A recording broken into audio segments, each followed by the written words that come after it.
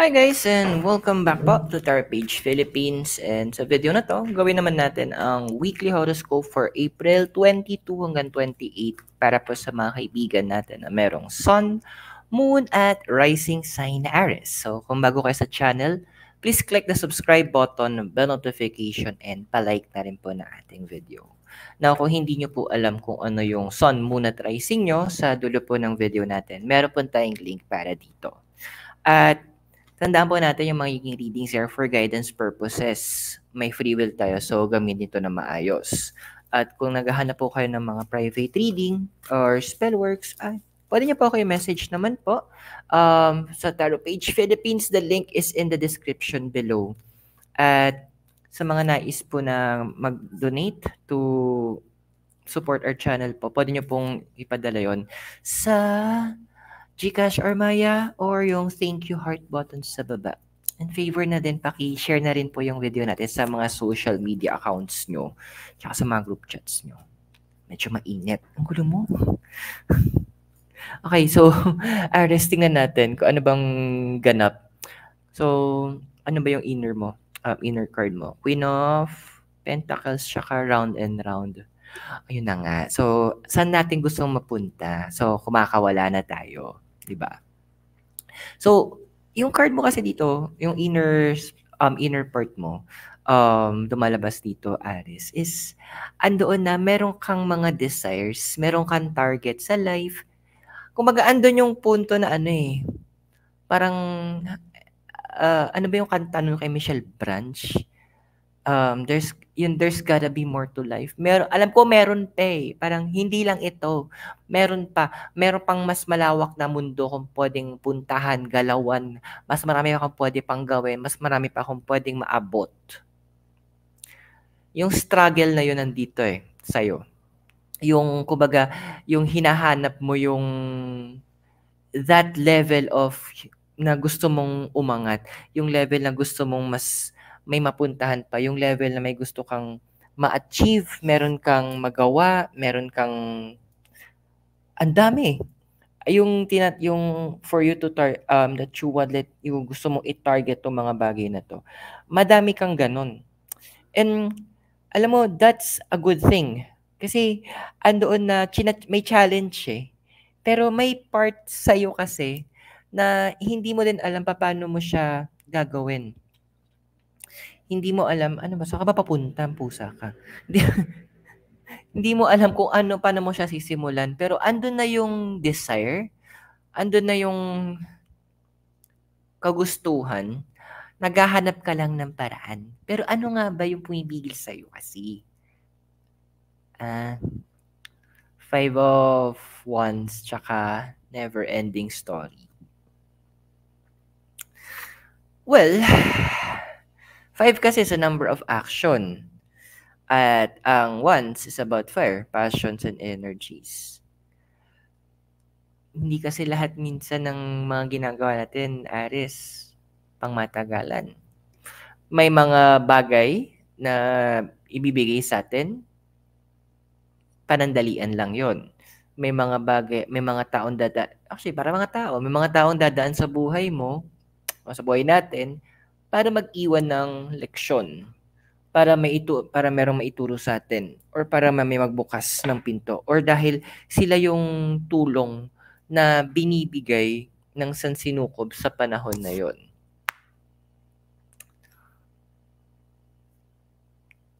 Sometimes you need to let go.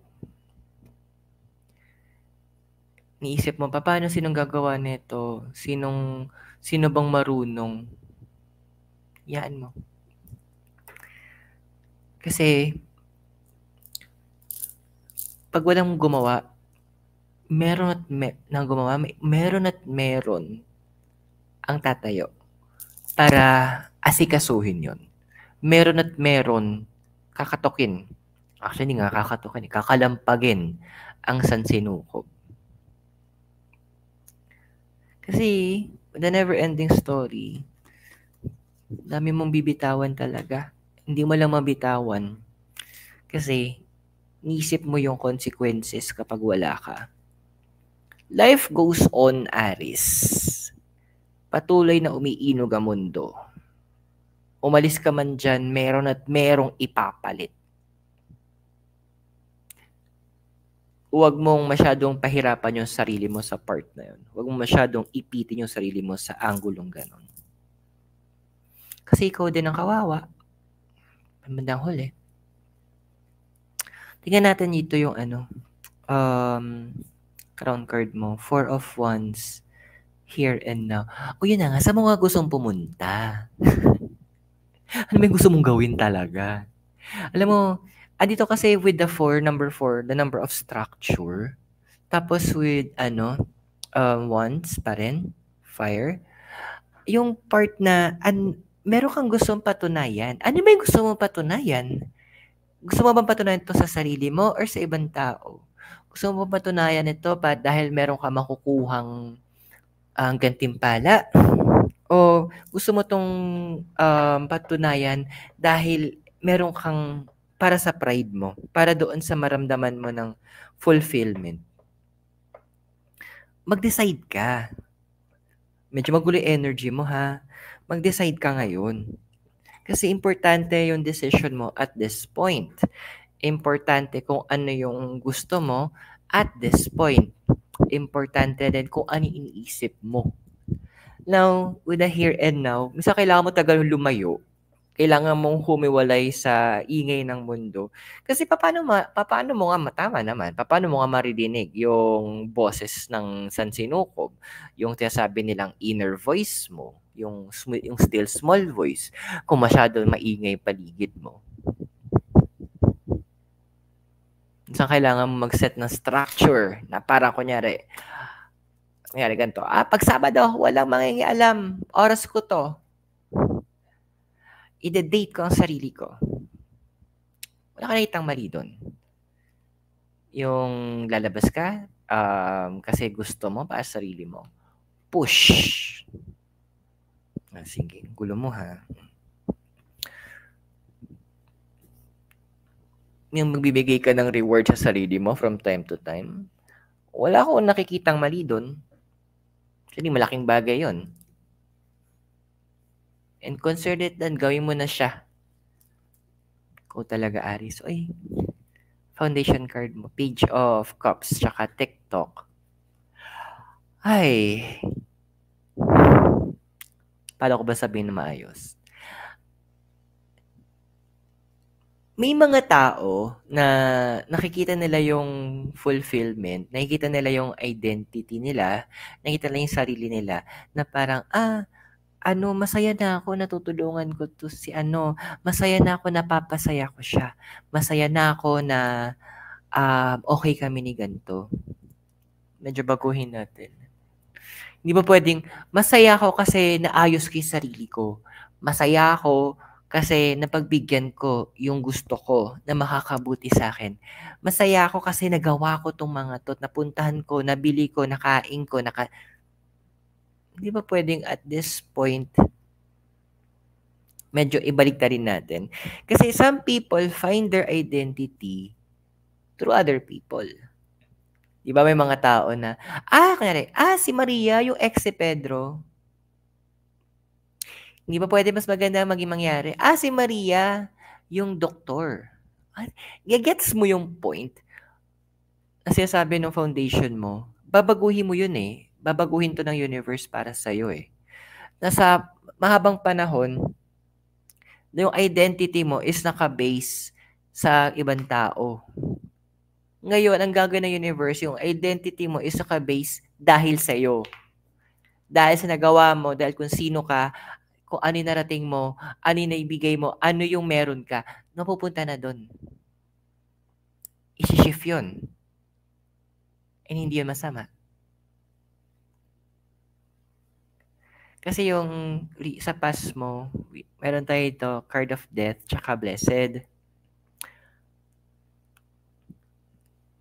Well, nasabi ko din naman to nung nag-aaral ako, nung college, na ang hirap mag-excel sa isang bagay na hindi mo talaga gusto.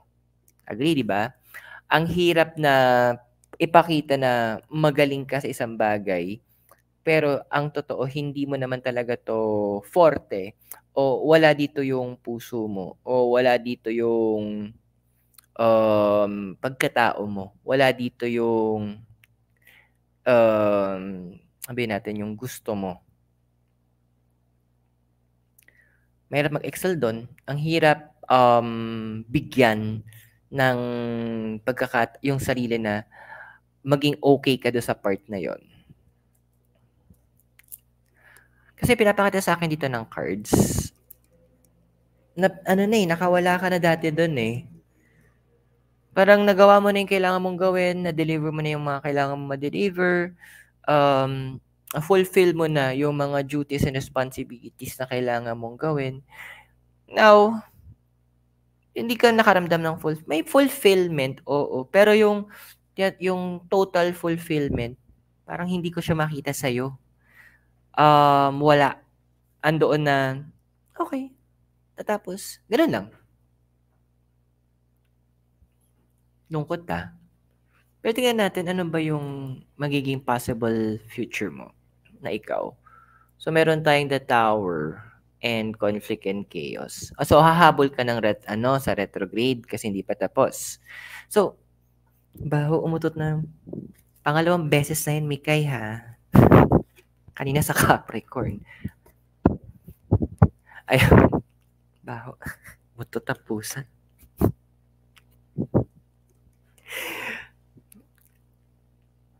Well, ayun. So, balik ako. Conflict and chaos, literal, yung inner struggle na magkakaroon ka. Actually, ipapayagan to ng universe na magkaroon ka ng inner struggle. This inner struggle will allow yung struggle between two opposing sides. Yung unang side is tungkol sa ano yung responsibilidad ng gagawin mo. Sinasabi sa hindi kailangan mo tong gawin, umunahin mo to, importante to. Ito yung sinet aside na gagawin mo. Yung other side, yun yung utak mo, yung unang side. Yung next side, ito yung part ng puso mo. I-fulfill mo naman yung kailangan mong gawin, yung gusto mong gawin, yung para sa'yo. I-fulfill mo naman yun. So, andito yung point na sinasabi ng cards na, hey, ng puso mo, pagbigyan mo naman. Masama ba yun? Alam mo na, nararamdaman ko yung confusion mo. Nagsisimula na. Kasi, alam mo yung parang, ano yung unahin ko? Sino ba yung kailangan ko pakinggan? Alam mo, sabi ng card of the Tower, dito sa reading mo, patahimikin mo lahat. Patahimikin mo tapos tumahimik ka din. Kaya gusto ko isang passage eh. Ayan, sabi ko, hanapin ko yun eh. Sabi dun sa passage sa Bible, be still and know that I am God. Kung medyo gagawin ko siya sa lingwahe ngayon, pwede niya sinasabi, manahimik ka nga, at nang malaman mo ako yung Diyos. Parang, shut up. Ako yung Diyos. Ako yung magsasabi sa'yo. Ang dami mong hanash. So, parang yung gusto din sabihin sa'yo ng universe eh. Huy, kalma. Di ba may kanta yun? Kalma. It's time that you listen to your inner voice, sabi. Kung ayaw mo na dumaan ka talaga sa conflict na to, it's time that you listen to your inner voice. It's time na pakinggan mo kung ano ba yung sinasabi ng universe para sa'yo. It's time naman na bigyan mo ng oras yung sarili mo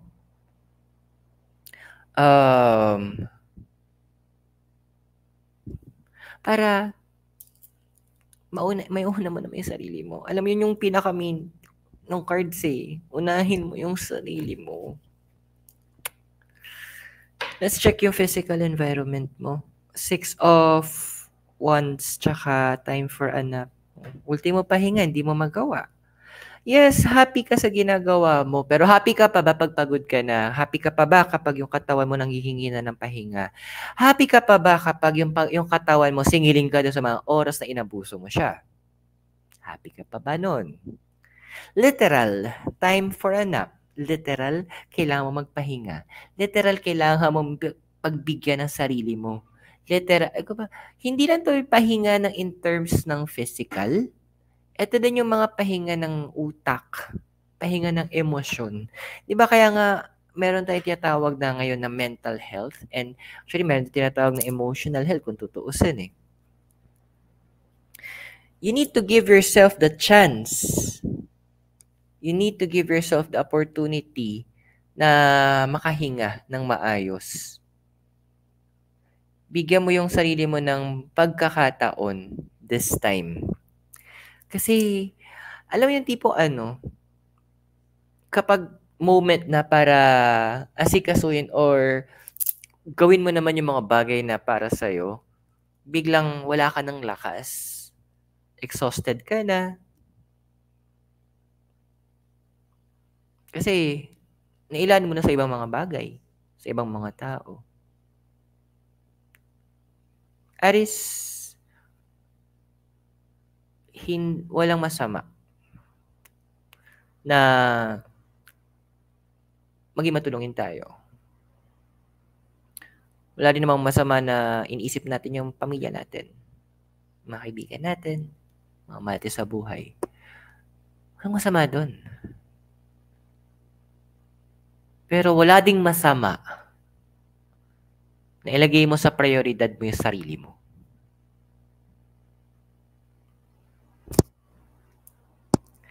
Wala ding masama na ilagay mo na unahin mo yung mga nagpapasaya sa'yo. Wala ring masama na bigyan mo ng pagkakataon yung sarili mo. Wala. Your emotional environment. 6 of Swords tsaka the Tribe.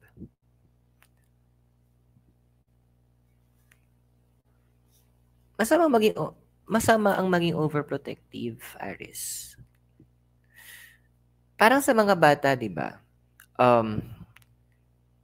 Alam ko kung ibang magulang ginawa to, pero ginawa to sa amin eh, magkakapatid tsaka magpipinsan. Yung tipong nilalabas kami, tapos dumaan kami sa EDSA, para lahat ng alikabok, lahat ng usok, ayun, nasagap namin. Bakit? Para yung immune system namin lumakas. Magkaroon kami immunity. May panlaban kami. Hindi kami masyadong binibi. Na yung, kung may gusto kong, ako noon, personally, kung may gusto kong bilhin noon, kailangan pag-ipunan ko sa baon ko. Elementary ako noon. Or, gagawa ko ng paraan para magkaroon ako ng extra money. So, yun yung mga time na gumagawa ako ng mga bracelets. Natuto akong gumawa ng tropilo. Tapos binibenta ko sa school. Naghanap ako ng paraan.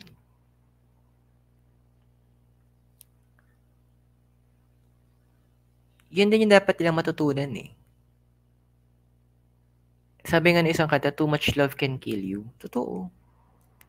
Sobrang pagmamahal mo sa kanila na kinukuha mo na yung mga bagay na dapat sila yung gumagawa kasi kailangan matutunan.